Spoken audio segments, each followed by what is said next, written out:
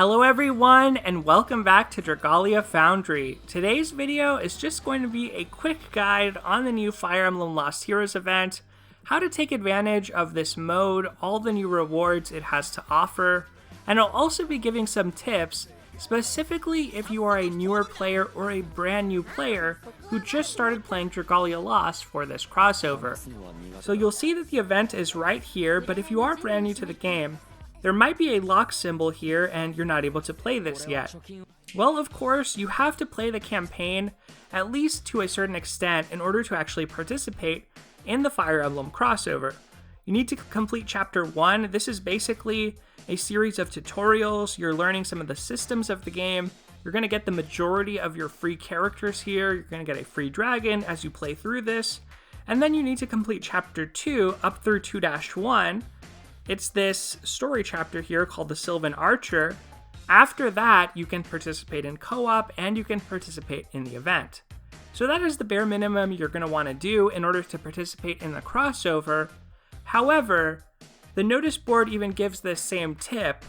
If you play a little bit more of the campaign, which is a good idea right now if you're new because it's half cost as far as stamina, and you're going to level up frequently at a low level, so really, you're not going to ever run out of stamina if you just play through the campaign. Well, if you beat Chapter 2, you gain the ability to craft weapons, which will power up your team pretty significantly. And if you beat Chapter 4, you gain the ability to also equip 2 Wyrmprints, not just 1, which will both power up your team and help you grind out this event. So now we'll hop over into the event itself. That is kind of where you want to start if you're struggling with the event. Play through the campaign.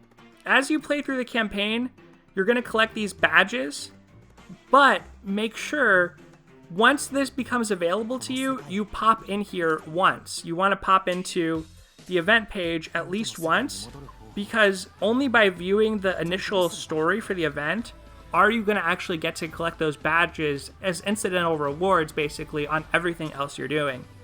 So make sure you do that, but if you do that, then no matter what content you're completing in the game, you're going to get some amount of badges, which you can use in this treasure trade.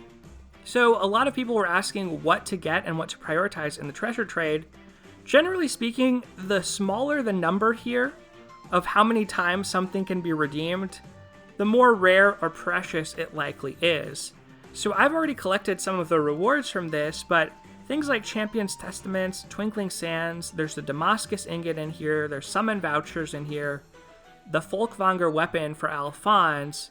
There's actually 20 of these 3-star prints, and these are one of the 3-star prints I would actually suggest you keep, at least for the duration of the event. We'll talk about that in a moment. The Knight's Testament is okay. You will get a lot of these over time, but if you're brand new, this is actually pretty good. Steel bricks are also pretty good for powering up a 4-star weapon. And then the ones with larger numbers, you know, they're good, but they are probably not going to be your first priority. And the rupees and mana are unlimited, so this is kind of like your sink at the end of the event. Once you've collected as many badges as you're going to get, you can start to spend them on these. Orbs, scales, any of these crafting materials, eventually you'll have a lot of them, so I really wouldn't put a high priority on those. Now the thing is, starting on May 3rd, the treasure trade will expand and the event will expand as well. At that point, not only are we going to be able to collect badges, but also these gold and great badges, and we'll be able to also trade those for some precious materials. There's another sticker, in addition to the one that has already been released that I already collected. There's the Heroes Arrive, which is a 5-star Wyrmprint. A Sunlight Stone, which is a very valuable material that lets you unbind any 5-star dragon by 1 stage. That Damascus Ingot I talked about, a golden key. These work the same as that Sunlight Stone, but the ingot is for weapons and the key is for Wyrmprints. Twinkling Sand. These let you craft 5-star elemental weapons, which are basically the strongest weapons in the game. And the Twinkling Sands historically have been gated by events, so you only have a certain number of those throughout time that you can use to craft really powerful weapons based on how many events you've participated in the past. We're going to get another Champion's Testament, another Knight's Testament, some of these insignias which are powerful in their own right, but probably the things, including the tablets, the cores, probably the things that you would want to wait to exchange for until you've gotten those materials or those items that are one or two of that are more precious. So my recommendation would be to start with those rare items, especially the worm prints, actually, the 4-star worm print that's here and these 3-star worm prints, and I'll get into why in just a moment. So when you view the quest for the event, when first starting off, you're going to see all of these stories and different types of quests with either a neutral symbol, that white symbol is neutral, or an elemental symbol that tells you that's what the enemy uses, so you want to use the opposite element or the preferred element against that. Of course, the rest of the story is locked until we hit this point in the event, and I think their idea is they want newer players to have some time to catch up, play the campaign, get themselves powered up, and then at 5-3 on May 3rd, you'll have a pretty good team ready to take on the rest of the content. So I think that's the idea. These 3 series of quests, Repel the Empire, pretty easy. You're just fighting a wave of enemies. You can collect badges through these, and you can collect some other items. The beginner one, you get orbs. This one, you get orbs and weapons. And the final one, you get weapons, insignias, and also some worm prints, tablets. So these are okay. You have to do 2 of them per day for dailies. And Alphonse's Trial is also something special here that is very hard, mainly because you need to dodge, and Alphonse can kind of one-shot you or two-shot you depending on your character. It's actually not too bad, but I do recommend going in with a group who knows what they're doing. So this is one you might want to take on Discord, or you might just have to try a lot in pubs to be able to get someone on your team who isn't going to die quickly, and it's a matter of practice because some of the patterns you won't see until later in the fight, in Overdrive or once Alphonse is low on health. So this is actually a really cool fight, a really exciting one for an existing player. If you're brand new though, I think the main reward from this is for clearing it once, so it's something you could try put off toward the end of the event and see if you're at that power level and able to do it.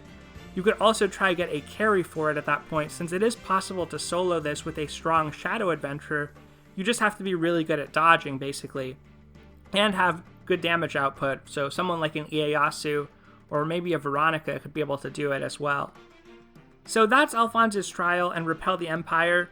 Repel the Empire, you're not necessarily getting the most badges per stamina spent, so that's why I wouldn't do these more than just the amount that you need for your dailies, or if the Alberian Front is too hard for you. Because the Alberian Front is where you're going to get a lot of your badges. On hard mode, for 10 stamina, you can get 140 badges, and that's basically the best rate that I've seen for badges per stamina. If you do this in co-op, though, it does cost 2 wings, so it's not quite as good as some of the other quests in the game, like Imperial Onslaught. Imperial Onslaught in co-op, you're going to get 170 badges. You're going to get more badges, basically, by doing that, from what I can tell. It's not a huge difference, but the main reason I would suggest that this become your kind of grinding point or the thing you do the most in the game is for all of these quests here, not only do you get badges, but you get Valor. So that's the next thing we're going to talk about and come back to those worm prints that I mentioned and why they're important. The last thing I'll say just on this page really quick, right here, there will be an Infernal mode added. We saw it in the trailer, so we know that that's something that's coming, and most likely it's going to come on May 3rd when so many of the other areas of the event open up. So here we have the Valor reward list, and basically these are like milestones that you want to reach, and you only get this Valor by doing those quests on that screen you just saw. So this is one aspect of the rewards that you want to be doing defensive battles or Repel the Empire to collect. You're not going to collect this just playing the story or playing just randomly other types of content in Dragalia Lost. So that's the reason if you're an existing player who already beat the story or already is done with a lot of content, all your excess stamina, all your excess wings, you probably want to put toward this event and actually these quests. So one aspect of Valor is it depends how much you accrue per quest, depends on what you accomplish in the quest, like beating it in a certain time limit, lowering drawbridges, defeating the Shadow Knight, which is a pretty big one. That gives you like a 50% boost to your Valor. And you really don't see this here. I'm not sure where you view this information, except at the end of a quest, you'll see a list appear, and it'll have different conditions, and it'll tell you whether you met them or not. The Shadow Knight condition, a lot of people are wondering about that. Basically, in the Alberian front, if you beat it within a certain time limit, I think it's 7.5 minutes, and get to the boss phase by then, wait before going to the boss room. Somewhere on the map, the Shadow Knight will have spawned, and if he does, you'll see a red icon where he's appeared, and it'll say enemy reinforcements have arrived. So it doesn't happen 100% of the time from what I can tell. There's sometimes it doesn't happen, like in my Eleanor video. But if he does appear, you're going to want to try to take him out with your team. But any one person who doesn't know that and goes into the next room, well, it forces everyone into the next room. So that is going to be a way to enhance your Valor intake. And of course, the Valor rewards are very good, at least up to the 1 million mark. So I'll scroll through and point out some of the highlights. You're of course going to get some worm prints, you're going to get some badges from this, summon vouchers, twinkling sand. There's even a 10-fold summon voucher that you can get from this as well. I'm not quite there yet, but lots of sands, champion's testaments, clovers. Here's a 10-fold voucher at 400,000, and there's more sands, a golden key. This lets you unbind any 5-star worm print of your choice. There is a Damascus ingot. And finally, the last big reward is at 1 million. It is a Sunlight Stone. After that, all of these rewards are still pretty good, honestly. But the fact that this goes up to 10 million, you know, you don't really have to go past 1 million if you don't want to. I mean, you don't even have to go up to 1 million if you don't want to, but these are pretty good, probably good enough that it's worth it if you're playing through the event regularly. If you're like a regular player who uses all your stamina every day, then you can likely achieve a lot of these without excessive grinding because, and I'll show you my team for the event, these worm prints that are limited time for the event have an ability that increases your Valor intake. And note that this maximum amount, it's not across your whole team, that's per character. So this character has 30% from this worm print, and they have 20% from this worm print. So they are not reaching the maximum yet. I could unbind this print to try to push them even further. But because those prints are going to be available, at least this one, we only know one copy is going to be available in the treasure trade starting on May 3rd. But because one is going to be there, and I'm not sure if there will be even more, I decided I didn't want to purchase a lot of these, so I purchased 2 of them so far from the worm print shop. And I also got all of those worm prints with Faye, the messenger owl, on them. So right now, all of my characters on this team have some abilities that enhance my Valor income in both of their worm print slots. And I think that's what you kind of want for whatever character you're bringing into this content. If you're newer and you're struggling, you want to use your worm prints that are strongest, that will keep you alive. But if you can afford to, you want to put as many of these Valor worm prints as you can. And actually, this one with Alphonse and Fjorm, it's actually very good for the event too, because it powers you up for every few enemies defeated, and it lets you heal yourself if you ever get a defensive buff. So basically, you want to kit out your team something like this. I'm using these Fafnirs here. They increase my gold income, and I have Yuden on my team to increase my player EXP, because if you're not aware of this, even if someone is not your primary team member, your leader, the person you're bringing in co-op, the effects from all these other 3 characters, like increasing your Valor or increasing player EXP, they will still apply, or these dragons that increase my rupee income. So all of those things still apply to Alisanne, who is my leader. And as for your leader, the person you're bringing into co-op, I do think you probably want to bring a light character, just because for the Alberian front, the Shadow Knight that you face off against, and he's a pretty hard enemy, he is a Shadow Element boss, and so a light character will be effective against them. They'll deal 1.5 times the amount of damage. They'll take less damage. So if it's Alphonse, that's great. Alphonse will work fine. But if you have another light adventurer that you want to take, like my Halloween Elisande in my case, that is kind of who you want to have as your leader.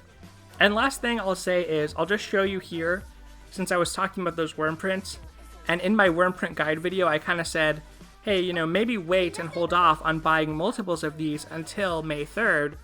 I went ahead and decided to buy the ones that you saw there just because I don't know on May 3rd if we're going to get that many more for free. We might just get one copy of this, just like we only got one copy of A Brief Repose, and have to buy the rest.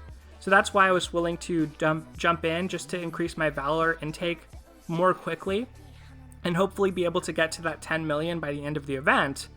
So this is where you purchase these. You do have to spend Eldwater to get them.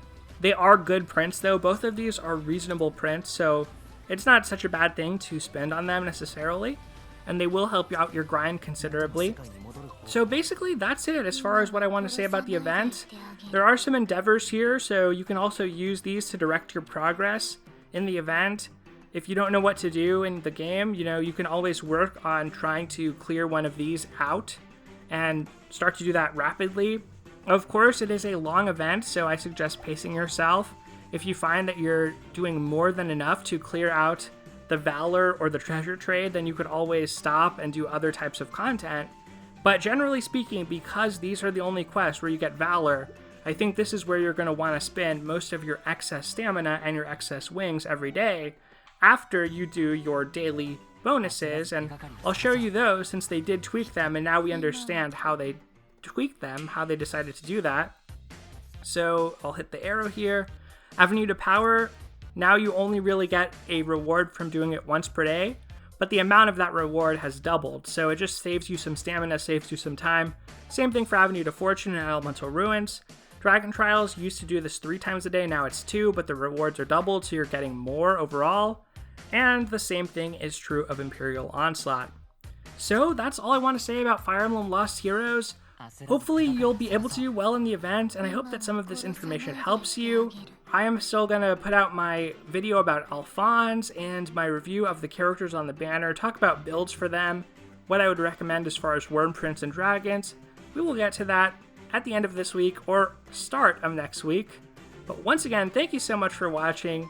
Take care, everyone, and I'll see you next time.